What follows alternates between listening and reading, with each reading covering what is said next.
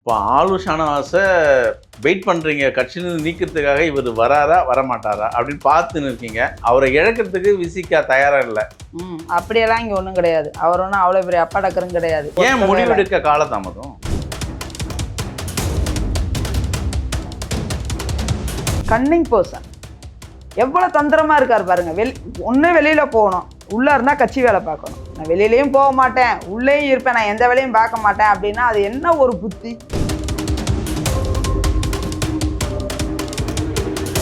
விசிகாவை வைத்து வளர்ந்தாரு. ஆனால் அதுக்கான நன்றி கொஞ்சம் கூட கிடையாது. திமுகவுக்கு விசுவாசமாக இருக்கார். துரோகின்னு சொல்றீங்களா? வன்னியரசுக்கும் ஆளு ஷானவாஸுக்கும் போட்டி நடக்குதாங்க. அவருக்கு எதுக்கு போட்டி?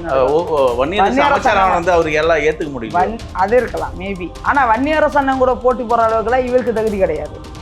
வன்னியரசு அண்ணன் போராடி இந்த கட்சி இந்த இயக்கத்தை உருவாக்குனவர்.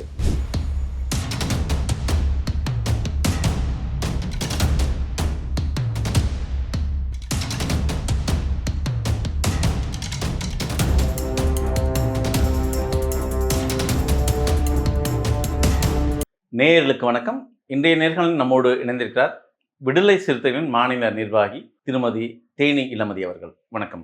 வணக்கம். வன்னியரசு எப்படியோ ஒரு ஊடக முகமாக ஊடக மத்தியில ஒரு ஆளு ஷானவாஸ் ஒரு முகம் பளிச்சுன்னு தெரிஞ்ச ஒரு நபர். என்ன உங்களுக்கு பிரச்சனை? விடுதலை சிறுத்தைகளுக்கும் ஆளு ஷானவாஸ் அவர் ஊடகத்துல இருந்தவரை தூக்கி எம்எல்ஏ வாக்குனதுதான் பிரச்சனை, வேற ஒரு பிரச்சனையும் இல்லை. ஊடகவியலாளராகவே வச்சிருந்திருக்கணும். எம்எல்ஏ வைக்க அழகு பார்த்தது தான் பிரச்சனை, வேற ஒரு பிரச்சனையும் இல்லை. ஆளு ஷானவாஸ் யாரு அப்படி முகமா பார்த்தா அது சிறுத்தைகள் முகம். அப்படியா? அப்படிதானே? இல்லையா? இல்ல அப்படி தெரியுதா? தெரிஞ்சா நான் ஒத்துக்கிறேன். ஆமாங்க நீ ஏத்துக்கிறேன். தெரியுதுல்ல உங்களுக்கு என்ன பிரச்சனை? சமீப விடுதலை சிறுத்தை ஆளு ஷானவாஸ் முகத்தை பார்த்தா விடுதலை சிறுத்தைகள் முகமா தெரியுதா? வன்னியரசுக்கும் ஆளு ஷானவாஸுக்கும் போட்டி நடக்குதாங்க. அவருக்கு எதுக்கு போட்டி? வன்னியரசு அமைச்சராக வந்து அவருக்கு எல்லாம் ஏத்துக்க முடியும். அது இருக்கலாம் மேபி. ஆனா வன்னியரசு அண்ணன் கூட போட்டி போற அளவுக்குலாம் இவருக்கு தகுதி கிடையாது. வன்னியரசு அண்ணன் போராளி, இந்த கட்சி இந்த இயக்கத்தை உருவாக்குனவர். விடுதலை சிறுத்தையில இருக்கிற அனைவருமே போராளி தானே? அப்படி கிடையாது. ஒடுக்கப்பட்ட மக்களுக்காக மக்களுக்காக போராடுறவங்க வேறங்க. இந்த கட்சி வந்து இன்னைக்கு இருக்க மாதிரி பிரம்மாண்டமா காசு பணம் வச்சு வந்த கட்சி இல்லைங்க. இந்த கட்சிக்கு வந்து கறிக்கொட்டையில இருக்குல்ல, கறிக்கொட்டைனா நான் சைக்கிளை ஓட்டிட்டு பச வாளி இருக்குல்ல, சைக்கிள்ல மாட்டிக்கிட்டு இது நோட்டீஸ் ஒட்டுறதுக்கு ராத்திரில நைட்ல பகல்ல பார்த்தா ஆம்பளைங்க தப்பா நினைப்பாங்கன்னு பெடலை ஒரு எனக்கு ஓட்ட தெரியாது, ஆனா சைக்கிள் ஓட்ட தெரிஞ்ச லேடியை சைக்கிள் ஓட்ட விட்டுட்டு நாங்க பின்னாடி உட்காந்து ஒரு ஆள் வாளியை பிடிச்சிக்கிருவோம், ஒரு ஆள் வந்து போஸ்டரை கையில பிடிச்சிக்கிட்டு தெருவா ஒட்டி இருக்கிறோம். நாங்க கட்சி வளர்த்துருக்கோம். அது மாதிரி அண்ணன் இருக்காருல்ல வன்னியரசு அண்ணன் வந்து இன்னைக்கு இந்த ஊடகங்களுக்கு வந்து விடுதலை சிறுத்தைகளை கொண்டு போனதுல மிகப்பெரிய பங்கு இருக்கு. ஊடகங்கள்ல எந்த பத்திரிகை அன்னைக்கு பத்திரிகையில ஃபிங்கர் டிப்ஸ்ல வச்சிருப்பாரு. இந்த பத்திரிகையில இந்த செய்தி வரும், இந்த செய்தி அப்படியே சிட்டா பரப்பாரு. இன்னைக்கு அப்படியெல்லாம் இந்த கட்சியை பரப்ப போய் தான் ஆளு ஷானவாஸ் ஊடகத்தின் மூலமா உள்ள வந்தார். எங்களை மாதிரி நோட்டீஸ் என்னைக்காச்சும் ஒட்டி இருப்பாரு ஆளு ஷானவாஸ்? ஒட்டுனது கிடையாது. வெள்ளை சட்டை போட்ட பண்ணையாரு அவர் வெள்ளை சட்டை போட்ட பண்ணையாரு. வருவாரு, ஒயிட் அண்ட் ஒயிட்ல வருவாரு, மேடையை அலங்கரிப்பாரு, பேச்சாளர், நல்ல வாழ்க்கை கொடுத்திருக்கு. ஆமாங்க. ஏங்க அவர் எப்படி வந்தாரு கட்சிக்கு? இன்னைக்கு அவர் வந்து துபாயில 3 கம்பெனி வச்சிருக்காராம். எனக்கு தெரியாது, என் அண்ணன் சங்கத்தமிழ் அண்ணன் தான் சொல்றாரு. அவரு பொய் சொல்ல மாட்டாரு. ஏன்னா அவர் துபாயில அவருக்கும் கம்பெனி இருக்கு. சோ அவர் துபாயில இருந்தவர் பல வருஷமா. அவர் வந்து பொய் சொல்ல மாட்டாரு. 3 கம்பெனி துபாயில வச்சிருக்காராம். எங்க தலைவர் வந்து துபாய்க்கு அடிக்கடி வேற போயிட்டு இப்ப கூட 2 மாசம் போய் அங்கதான் தங்கியிருந்து நல்லா சம்பாதிக்கலாம். அது சம்பாதிக்கிறவங்க சம்பாதிக்கதான் செய்யறாங்க. சம்பாதிக்கிறாங்க. நான் ஏன் லிஸ்ட் கொடுக்குதுன்னா எங்க அப்பன் குதிரைக்குள்ள நானா சொல்லிட்டு இருக்கேன். அதாவது நான் என்ன சொல்றேன்னா, இவர் வந்து யூட்டிலைஸ் பண்ணிக்கிட்டாரு எங்களை, அவ்வளவுதான். இவர் வந்து இவரை வைத்து வளர்ந்தாரு. ஆனா அதுக்கான நன்றி கொஞ்சம் கூட கிடையாது. திமுகவுக்கு விசுவாசமா இருக்காரு. துரோகின்னு சொல்றீங்களா? இருக்கலாம், அப்படி கூட எடுத்துக்கலாம். துரோகின்னு சொல்ற அது நீங்க தான் சொல்றீங்க, அப்படியும் வச்சுக்கலாம். அந்த வார்த்தையை நான் சொன்னதுக்கு அதுக்கு இல்ல, அந்த வார்த்தையை நான் சொல்லல, ஆனா நீங்க சொல்றீங்க. ஆனா அப்படி வச்சுக்கலாம்னு மட்டும் தான் நான் சொல்றேன். இல்ல விடுதலை சிறுத்தைகள் துரோகம் பண்ணாரா அல்லது தொல் திருமாவளவனுக்கு துரோகம் பண்ணாரா? ஏன் எங்க தலைவர் வேற கட்சி வேறையே கிடையாது. என்ன விடுதலை சிறுத்தைகளுக்கு? எங்க தலைவர் அவரெல்லாம் உண்மைக்குமே எங்க தலைவர் வந்து பச்சை பிள்ளை மாதிரிங்க. இப்ப கட்சியில இருக்காரா இல்லையா ஆளுஷ் ஷானவாஸ்? அவர்கிட்ட தான் கூப்பிட்டு கேட்கணும். அவர் எங்களுக்கு மாநாடு நடந்துட்டு இருக்கு. மாநாடு முதன்மை செயலாளர் போட்டு வச்சிருக்காரு. நாளை கழிச்சு மாநாடு. இப்ப வர மாநாடு திடல போய் பார்க்கல, கட்சி ஆபீஸ் பக்கம் வரல, மாநாட்டு வேலை என்ன ஏதுன்னு கூட பார்க்கல. ஆனா திமுக மேடையல்ல தெரு தெருவா போஸ்டர் மேடையில போய் உட்காந்து இருக்கலாம். திமுக அவங்க முதலாளி தப்பா முதலாளி கோச்சுக்குருவாருன்ட்டு வராம இருக்காரு. அப்போ மாநாடுக்கு வரமாட்டாரா தமிழ் தேசியம்? அது தெரியாது. வரலன்னா தானே அப்ப தெரியும். அப்பதான் நீங்க வருவாரு. நம்பிக்கை அப்ப இன்னும் நாங்க நம்பிக்கை வச்சிருக்கோம் வருவாரு. ஆளுஷ் ஷானவாஸ வெயிட் பண்றீங்க, கட்சியிலிருந்து நீக்கிறதுக்காக இவர் வராரா வரமாட்டாரா அப்படின்னு பார்த்துன்னு இருக்கீங்க. ஒருவேளை இப்படின்னு வச்சுக்கலாமா, அவரை இழக்கிறதுக்கு விசிகா தயாரா இல்ல? அப்படியெல்லாம் இங்க ஒண்ணும் கிடையாது. அவர் ஒன்னும் அவ்வளவு பெரிய அப்பாடக்கரும் கிடையாது. அப்படி அந்த மாதிரி வந்து அவரை இழக்க தயாரா இல்லைங்கிறதெல்லாம் கிடையாது. ஆளூராரை உருவாக்குனது அங்கனூரார் தான். அவர் யாருன்னே தெரியாது. ஒரு ஊடகத்துல பேசுவார், அவ்வளவுதான். இதை ஒரு சமூக ஆர்வலர் அப்படின்னு பேசிட்டு இருந்தவர் தான். வேட்டி எடுக்க வர்றாரு தலைவரை பிடிச்சி போச்சுன்னு சொல்லிட்டு கட்சியில வந்து இணையிறாரு. இப்ப கட்சியோட செயல்பாடுகள் நல்லா இருக்கிறப்ப இப்ப வந்து பொறுப்பு போட்டு கொடுக்குறாரு. கருத்தியல் பரப்பு மாநில துணை செயலாளராக தான் ஃபர்ஸ்ட் போட்டாங்க. அப்புறமா தான் துணை பொதுச் செயலாளர் கொடுத்தாங்க. கொடுத்ததுக்கப்புறம் எம்எல்ஏ வாக்கி ஜெயிக்க வச்சிட்டாங்க. நான் என்ன கேட்குறேன், ஒரு உருவாக்கி விட்ட ஒரு தலைவருக்கு நம்ம யாருன்னு இன்னைக்கு வெளியில தெரியப்படுத்தின ஒரு தலைவருக்கு இன்னைக்கு நம்ம இவ்வளவு பெரிய லக்ஸுரி லைஃப் வாழ்றோம்னா அதுக்கு இவர் தான் காரணம் அப்படிங்கிற கொஞ்சம் கூட அந்த கர்ட்டசி இல்லாத, கொஞ்சம் கூட நன்றி உணர்வு இல்லாத ஒரு ஆளை பத்தி நம்ம இங்க பேசணுங்கிற அவசியம் கிடையாதுன்னு நான் நினைக்கிறேன். அவருக்கு இங்க பயந்துகிட்டு இருக்குன்னு யாரும் இது கிடையாது. அவ்வளவு பெரிய அப்பாட்டக்கரும் கிடையாது. இல்ல அவர் பேசினாதான் விடுதலை சிறுத்தைகளோட விஷயங்கள்லாம் தெரியும். இல்ல அவர் மட்டும்தான் பேச்சாளருங்க கிடையாது. எங்க முகாம் செயலாளர் பேசுவார். அவர் பேசுறத விட எங்க கட்சியின் முகாம் செயலாளரை கூப்பிட்டு, படிச்ச முகாம் செயலாளர் வேண்டாம், தலைவரோட காலத்துல கூட இருந்தாங்க பாத்தீங்களா, அவரை கூப்பிட்டு நிக்க வச்சு பேசுங்க. இவரெல்லாம் அடிச்சு தூக்கி சாட்டு போற மாதிரி கருத்தியல் பேசிட்டு போயிட்டே இருப்பாங்க. இல்ல நாங்க ரெண்டு விஷயம், அதாவது வதந்திகளா வந்த செய்திகள், அதை ஊர்ஜிதப்படுத்துறோம் உங்ககிட்ட தான். நீங்க விடுதலை சிறுத்தைகள் சார்ந்தவங்க. இப்போ வாரியம் தலைவர்கள் கொடுத்துன்னு இருக்காங்களே, தாவேக்கால இருக்கிற வாரியங்கள் போகுது இல்லையா, அதுக்காக தான் வெயிட் பண்றாரு. இத குறிப்பா வகுப்பு வாரியத்து தலைவரா கேட்டாரு. அது தொல் திருமாவளவன் கேட்டாரு. ஆமா கேட்டாரு, பேசல அப்படின்ற. இல்ல தலைவர் அவர் கூப்பிட்டு கேட்டாரு. அவர் தலைவர்கிட்ட வந்து கோரிக்கை வச்சாரு. அதுக்காக காத்துன்னு இருக்கின்ற ஒரு செய்தி. இல்ல அவர் வந்து கேட்டாரு. ஆதவர்ஜுனா கிட்ட தலைவர் கூட்டிட்டு போனாங்க. அங்க வச்சு பேசினாங்க.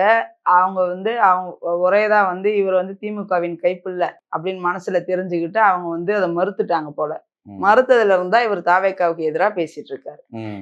கனிமொழி வந்து பாஜக கொடுத்த தேநீர் விருந்துல போய் கலந்துக்கிட்டாங்களே, அதை பத்தி இவர் பேசாம அதை பத்தி கேள்வி கேட்டா, ஆளுநர் கொடுக்குற தேநீர் விருந்துல தமிழக அரசு கலந்துக்க கூடாதுன்னு தாவேக்காவை பேசுறாரு. கேட்ட கேள்விக்கு தானே பதில் சொல்லணும். அதுதானே அறம். அறத்தை பத்தி சரியா பேசுவாரு. தமிழருக்கு வந்து எப்பவுமே அறம்னா ரொம்ப பிடிக்கும். அறத்தின்படி நடக்கிறவர். அப்போ வந்து கேள்வி என்ன கேட்குறாங்களோ அதுக்கு தானே பதில் சொல்லணும். அதானே அறம். அதை விட்டு மடை மாற்றி விடுறது, அப்படியே அதை கழுவுறம் இல்லை நழுவுற மீன் மாதிரி போறது வந்து தப்பு இல்லையா? அது அறம் இல்லைல்ல. தோழருக்கு இதை வந்து ஒரு பதிவாவே வச்சுக்கிறாங்க. அறம் சார்ந்து அவர் நடந்துக்கணும் அப்படின்னா கேட்குற கேள்விக்கு பதில் சொல்லட்டும். பெரிய பேச்சாளர் அவர். நாங்க வந்து அந்த அளவுக்கு இல்லை, இருந்தாலும் சொல்லிக்கிறோம் அவருக்கு. விடுதலை சிறுத்தைகள் பொறுப்பாளர்கிட்ட சில பேர்கிட்ட நான் பேசியிருக்கேன். இந்த நேர்காணல்லையே நான் நிறைய முறை கேட்டிருக்கேன், ஆளுஷ் ஷானவாஸ் விசிகால இருக்காரா? அதுக்கு யாரும் பதில் சொல்ல மாட்டேங்கிறாங்க. இருக்காரு தோழர். முதன்மை செயலாளரா எங்க கட்சியில எங்க தலைவர் திமுகவுக்கே பாட்டு பாடிட்டு இருக்காரு. விடுதலை சிறுத்தை பத்தி பேச மாட்டாரு. ஏன் தொல் திருமாவளவன் இதை சீக்கிரம் நடவடிக்கை எடுக்கல அப்படின்ற ஒரு இடத்துல கேள்வி கேட்டதுக்கு அவரா போயிடுவாருன்னு நாங்க எதிர்பார்க்கிறோம். ஒரு இடம் வந்து ஆமா போகட்டும் தான் நாங்களும் சொல்றோம். போக வேண்டியதானே. நான் என்ன கேக்குறேன், அவரோட கணிப்பு என்னன்னா, பாத்தியா நான்லாம் கட்சியை விட்டு வரல இல்லைங்க.